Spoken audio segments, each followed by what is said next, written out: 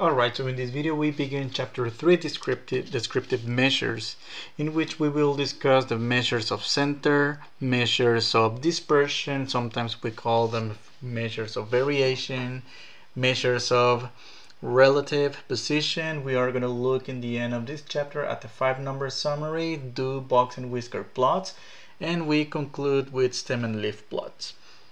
So what are measures of center? So descriptive measures that indicate where the center or most typical value of a data set lies in measures of central tendencies. Sometimes, for example, in this case, we're going to look for what it's very oftentimes called averages, right? Or the mean. I mean, in this case, we use the term mean, not the average. This is how it's more commonly known as, right?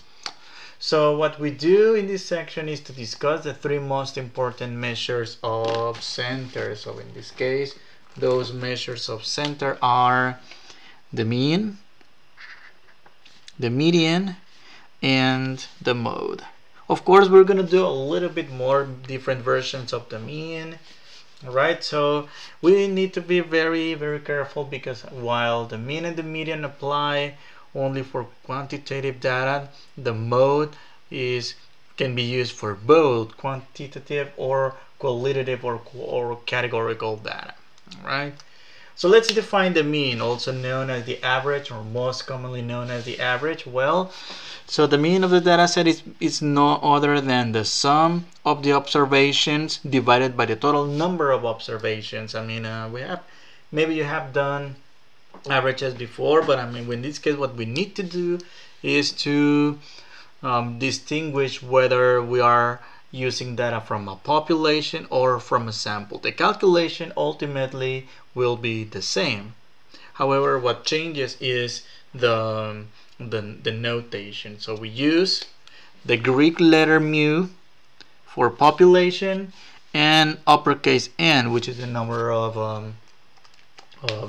observation. On the other hand, for a sample, we don't use the notation mu. We use the X with a bar at the top and lowercase n. So let's do an example.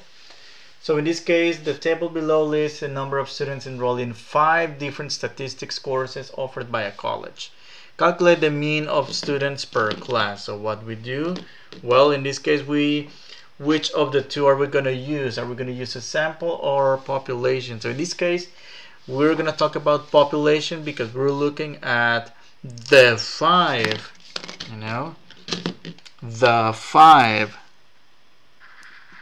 different statistics courses offered by a college. If otherwise the problem stated 5 courses enrolling a sample of 5 statistics courses, well, that'll be a sample, of course, right? So we're going to use the mu, and so that's going to be the sum of all the observations. These are all the x's, and then divide by the number of observations. So in this case, we have 1, 2, 3, 4, 5. Big N equals to 5. And the sum, it's going to be 18 plus 22 plus 25 plus 26 plus 15.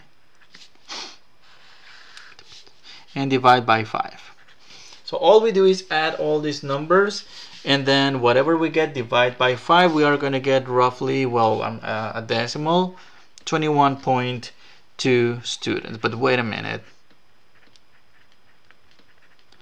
Because we're talking about students, well, there cannot be decimals, so we are going to approximate, well, this is actually equal to, we are going to approximate this to 22 students.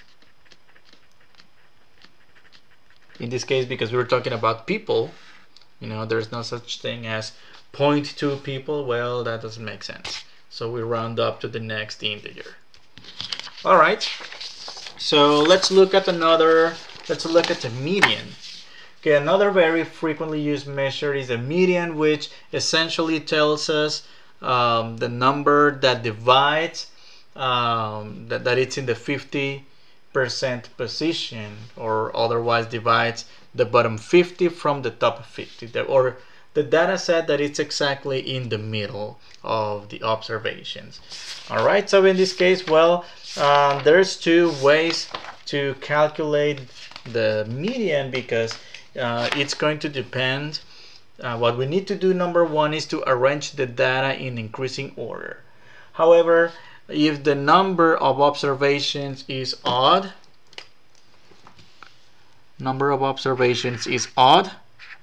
well, then the median is the observation that is exactly in the middle of the order list. Otherwise, if the number of observations is even, well, in this case, we need to find the mean of the two middle observations. All right, so let's do a couple of examples. Let's see. So what we do, so we have a table that lists exam scores of 9 students. Let's identify the median test score. Okay, so notice these numbers are scrambled. We need to order in from smaller to large, and let's go ahead and do that. I have 71, 75, 80, 82, 85, 88, 90, 93, and 96. So in this case, let's count the number of observations. We have 9 actually. So 1, 2, 3, 4, 5. The one that is in the middle, actually, this one right here is the one in the very middle. So the median score, the median is 85. All right, that's the median. Let's do another example. So pretty much the same. Okay, so in this case, the lowest that we have is 21,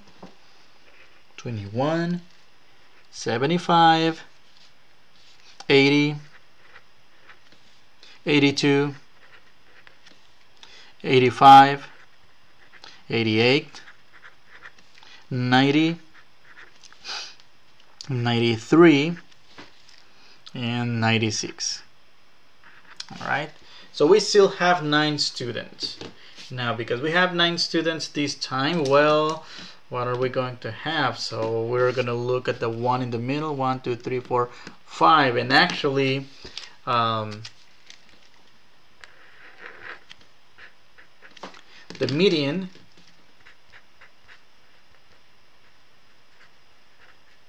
is still 85.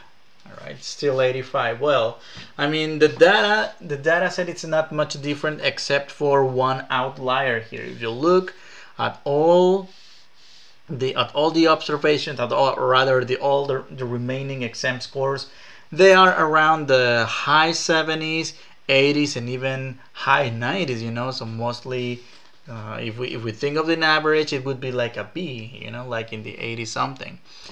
However, in this case, the median is not being affected by someone who did really low on a test. It changes the average or the mean, but not the median. So you might want to write down as a side note. So the median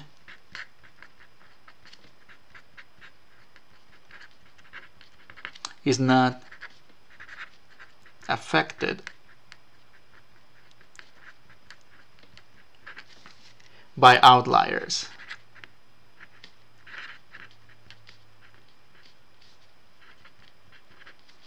As opposed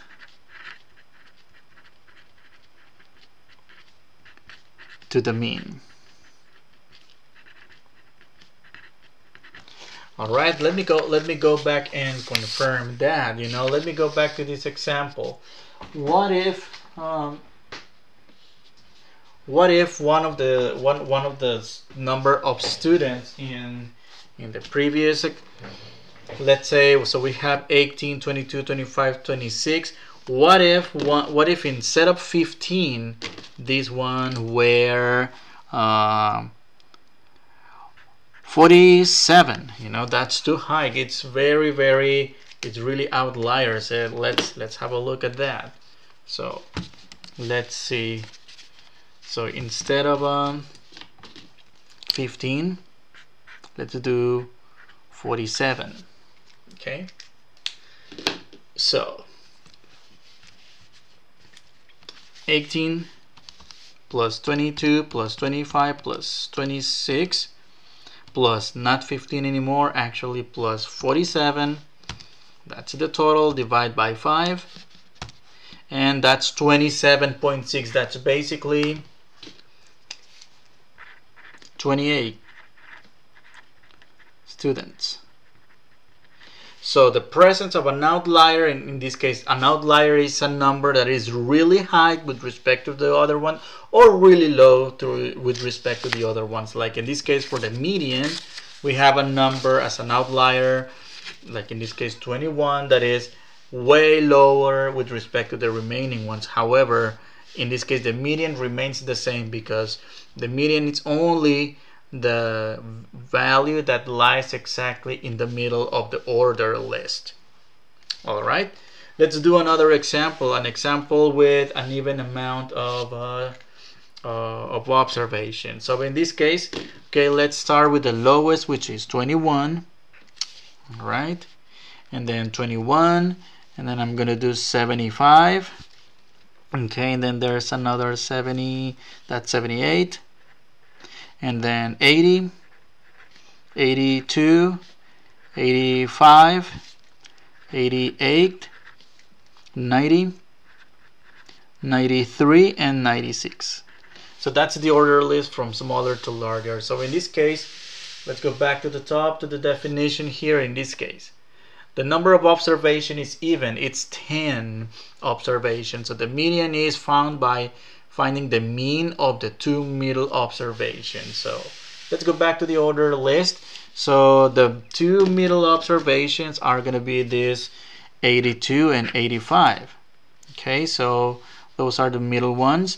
So we find the average, 82 plus 85, divide by 2, and 82 plus 85 divided by 2, 83.5. So that's the median in this case. All right, so that's the median. Let's look at another well, before looking at the mode, we can look at the mid-range as well. A mid-range is a way quicker to estimate. I mean, this is not going to be like the best the best way to find the center, to find the center of the data set, but it helps us to quickly estimate only. All right, so let's highlight this. So this is only to estimate,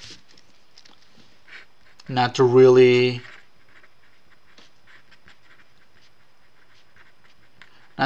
report this as a final observation, you know. And then what do we do?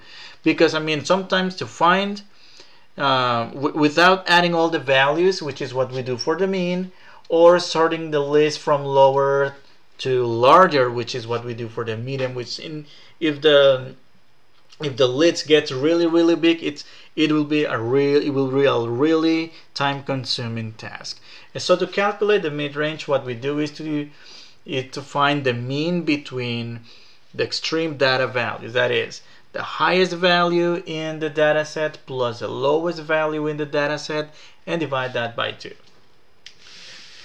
Let's do an example. So a company asked customers to rate service on a scale 1 to 100 and recorded the 24 most recent ratings in the table below. So now imagine adding all these 24 numbers and then divide by 24. I mean, that's going to take a while. Or order the list from smaller to larger, and in order to get that the median, that's going to take a while. So in this case, this is what we do. We're going to look for the lowest observation. In this case, 62 is the smallest of them, is the lowest value.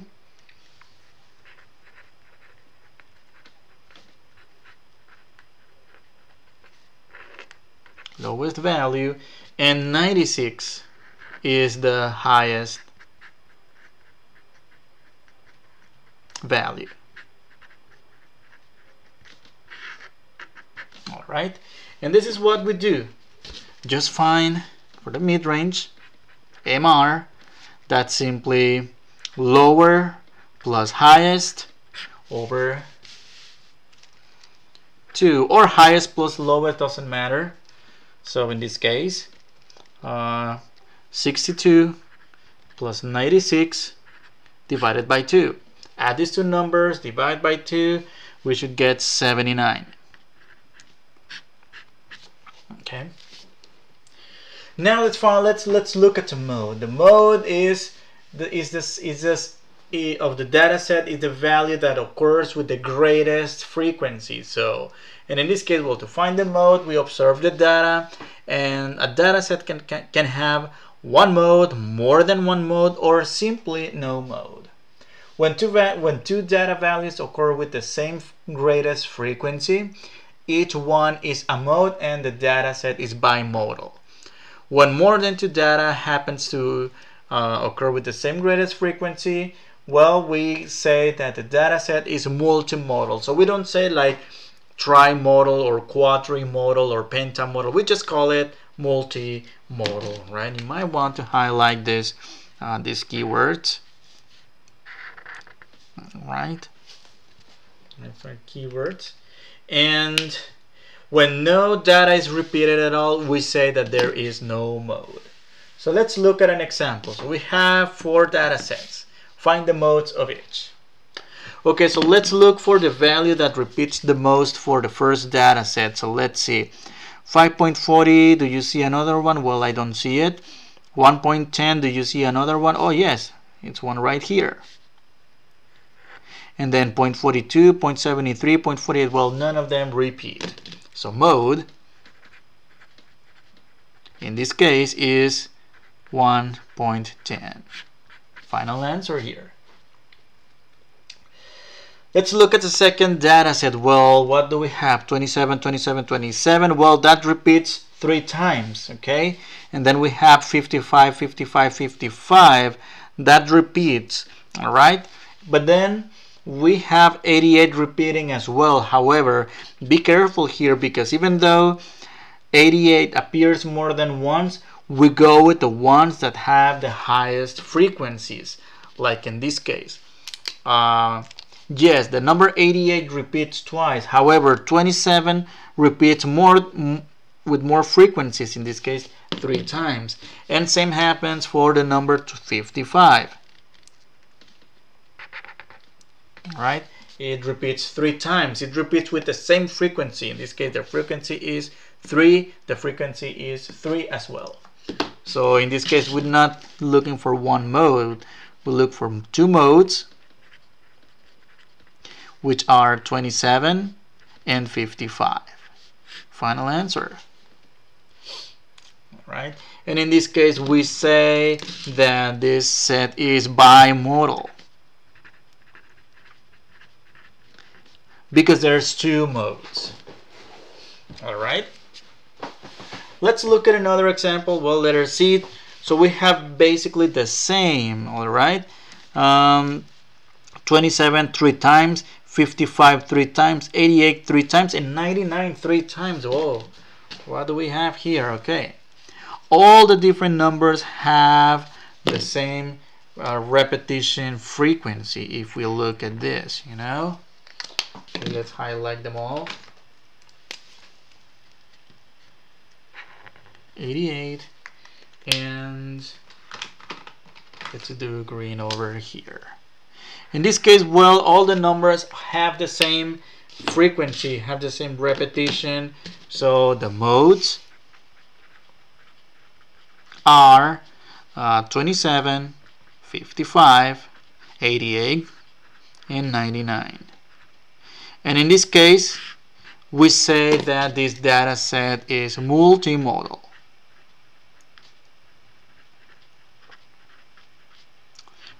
because it has more than 2 modes.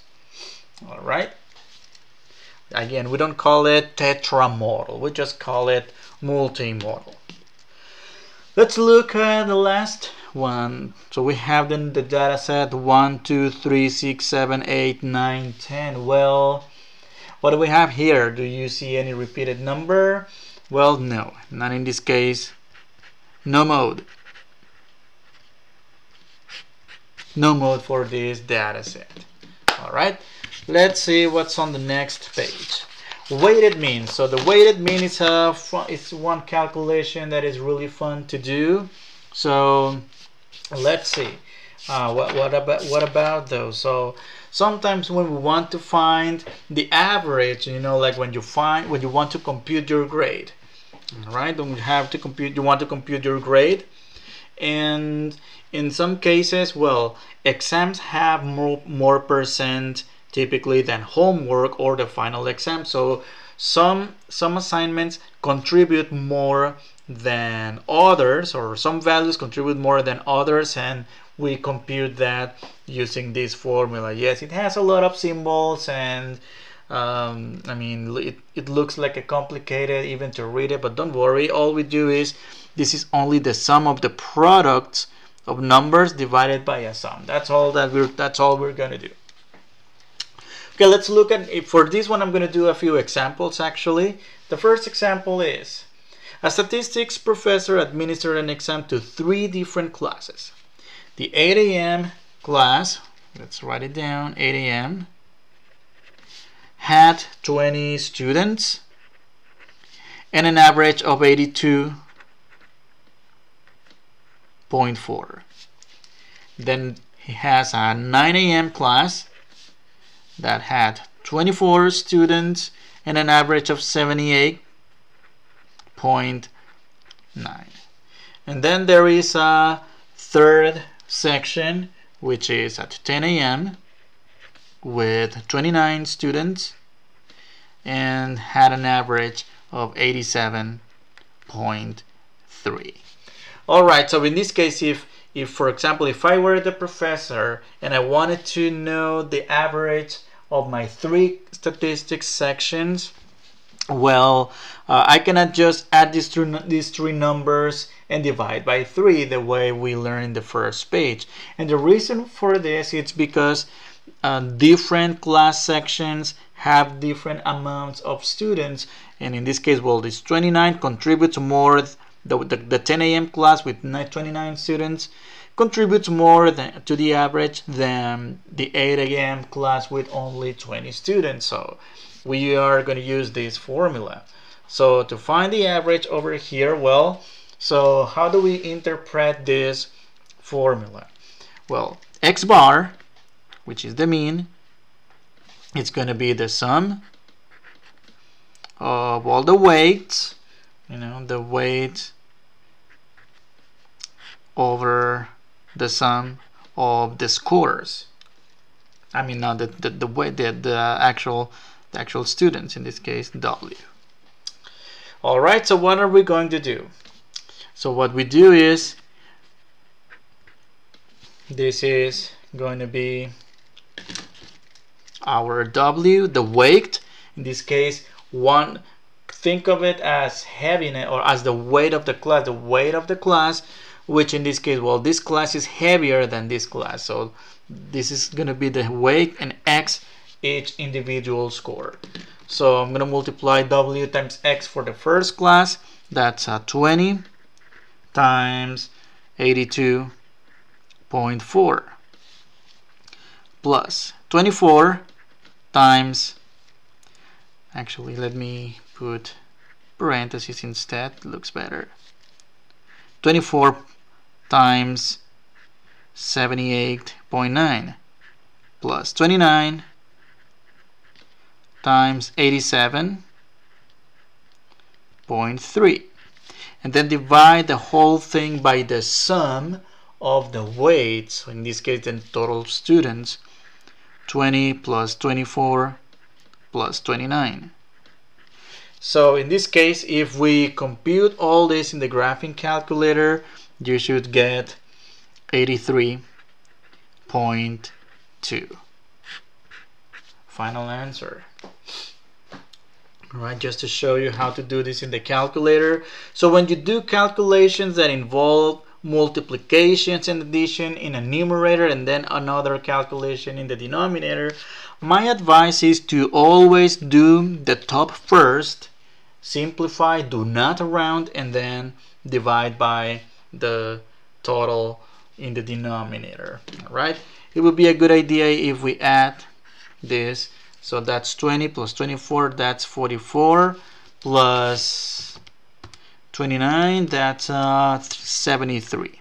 All right, just to show you how to do this calculation. So 20 times 82.4 plus, by the way, you don't need parentheses on the calculator, 24 times 78.9 plus 29 times 87.3. Okay, that number divided by 73, which is the total of adding the denominators, and that's 83.1. Well, actually 83.195, but in this case I rounded to one decimal place, which is what we had for all the given information, right? So I'm rounding to the next tenth, or to one decimal place. And 9 is bigger than 5, that rounds up to 2, or 0.2 rather. Let's do another typical problem involving weighted mean. Assume a student's final statistics grade for the semester is based on a combination of a final exam, a project, and homework, each weighted according to this table that we have below. Calculate the final grade of a student with an exam score of 94, a project score of 89, and a homework score of 83. So, score. So the final exam, or the exam score rather, that's a 94. The project, which you obtain a 89. And 83 for the homework. Alright, so in this case, this is the weight, this is W, the weight, and these are the scores X that we are going to do in the formula. So again, let's write down the formula first. X bar equals the summation of the weights times the scores divided by the summation of the weights. And in this case, well, the average, or the weighted mean, not average, a weighted mean, that's going to be multiply these two numbers, 50 times 94,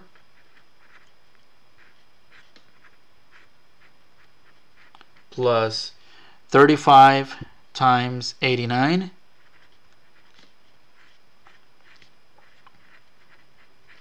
plus 15 times 83. Okay, and then the whole thing gets divided by the sum of the weights. That's 50 plus 35 plus 50. And if we use our graphing calculator to simplify this, we should getting 90.6, which in this case corresponds, well, in the letter grade system, that's an A. Nice grade, an A. Alright, let's look at another example. And this is a very, very common calculation that most likely you will be doing more often than not, which is calculate your GPA. Alright, so the table below lists the grades and credit hours earned one semester by a college student. Assuming A, B, C grades correspond to 4, 3, and 2 grade points respectively, calculate the student's grade point average for the semester. So depending on the credit hours, which in this case, these are the number of credit hours are going to be the weights, and these over here are going to be the scores X. But well, we have letters, we need to translate into numbers in accordance with the description. A is 4 points, 4 grade points, C is 2 grade points, A 4 grade points and B is 3 grade points. So let's use a formula. So GPA, or the average, in this case this average will be the GPA for the semester. Grade point average, that's what GPA stands for. So GPA will be 3 times 4 plus 3 times 2 plus 4 times 4 plus 4 times 3 divided by the sum of the weight, which in this case 3 plus 3 plus 4 plus 4. And then from here, using the graphing calculator, you should get 3.29 points, the average in this case. Alright,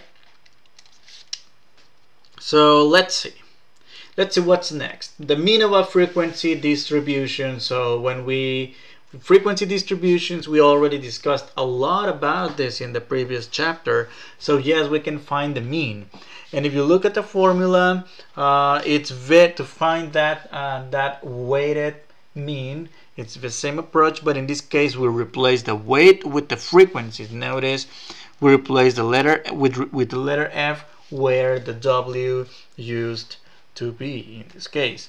So the table below records the results of a survey that asked respondents how many cats lived in their household. Calculate the average number of cats per household. Well, so we have this table in which we have the number of cats, which is the frequencies, and the number of households, the number of households, which in this case is going to be our X. Alright, so we're going to use the same very similar formula, the summation of the frequencies times the scores, or the number of households in this case, and divide by the sum of the frequencies. So in this case we are going to multiply 0 times 58 plus 1 times 22 plus 2 times 15 plus 3 times 8 plus 4 times 2.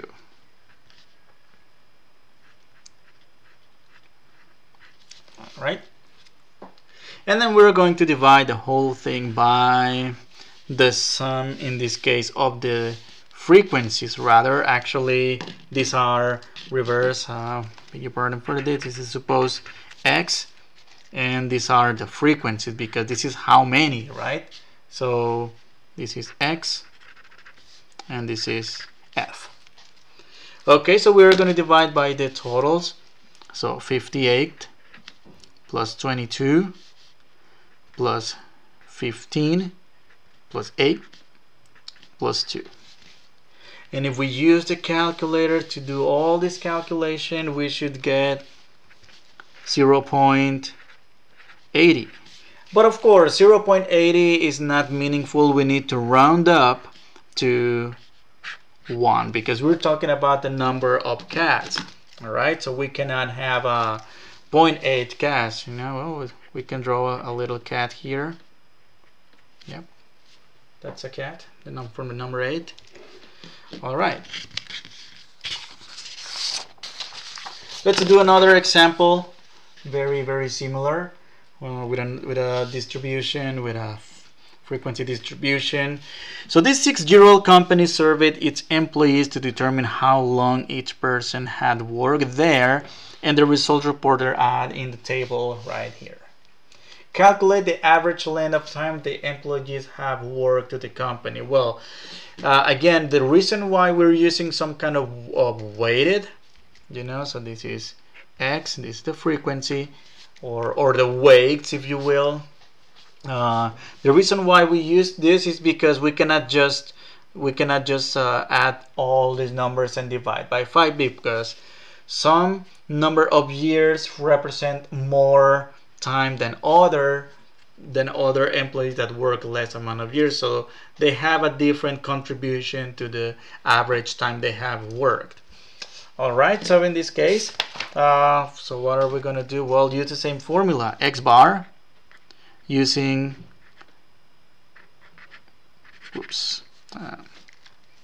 x bar, the sum of the frequencies times the scores, or the years of service, divided by the sum of the frequencies. So what are we going to do? Multiply 1 times 5 plus 2 times 7 plus 3 times 10 plus 4 times 8. Use the dot version, 5 times 12, and plus 6 times 3. I ran out of space here. 6 times 3, and the whole thing divided by the sum of the frequencies. 5 plus 7 plus 10 plus 8 plus 12 plus 13. And in this case, we are going to obtain, well, in this case we get 3.5 years. In this case, we're not going to round up to the next integer, to 4. 3.5 years is a good result because in this case, years is a continuous type of data, as opposed to the previous case in which we have number of cats. Can you have half a cat, a third of a cat, pi cats, 3.91 cats? Well, no, that's not possible. We go with discrete values for people, animals, or eggs from a hen or something like that. And in this case, well, in this case we have years. Years can have decimals, so that's a continuous kind of data, as we discussed in the previous couple of chapters. Mean of a group frequency distribution. So what if the frequency distribution observe the difference? Now we have classes that are grouped, as opposed to over here there are classes that are not grouped. In this case, we compute the average the same way, but we need to find the midpoint between it for the midpoint of each class. So let's find one. Let me show you how to find the midpoint. The midpoint, again, is the average of these two, of the lower point, the lower bound plus the upper bound divided by 2. That's the average. Well, back in the previous chapter, I didn't tell you the average because we weren't introduced to the concept of average or mean. So in this case, 280 plus 283, and then divide by 2. 281.5. 281.5. And if we do the same for the remaining classes, you should get 285.5, 289.9, 293 actually 5, not 9, 0.5, 297.5, and 301.5. And in this case, well, these are going to be the x's. The x's this time are not going to be the frequency, but they're actually going to be the class midpoints. All right, so this is going to be our x's, and this is going to be our frequencies, which are the w really here. So let's multiply. Well, so x bar 2 times 281.5 plus 8 times 285.5 plus 14 times 289 plus 14, another 14, times 293.5 plus 5 times 297.5 plus 2 times 301.5. And then the whole thing divided by the sum of the W's, or the sum of the weights or frequencies in this case. 2 plus 8 plus 14 plus another 14 plus 5 plus 2. And in this case, computing this whole thing at on the top divided by whatever we get, this should be an average of 291 times 1. That's all right. Final answer here. Later in this chapter, or in this section, we're going to learn, or rather in this chapter, maybe not this section, we're going to learn how to do this in the calculator without doing all this, just putting these midpoints and the frequencies in one table in the calculator. For now, we're doing it by basically using the formula, or by brute force, if you will. Alright, and this is the end of this first part of chapter 3. I'll see you in the next video.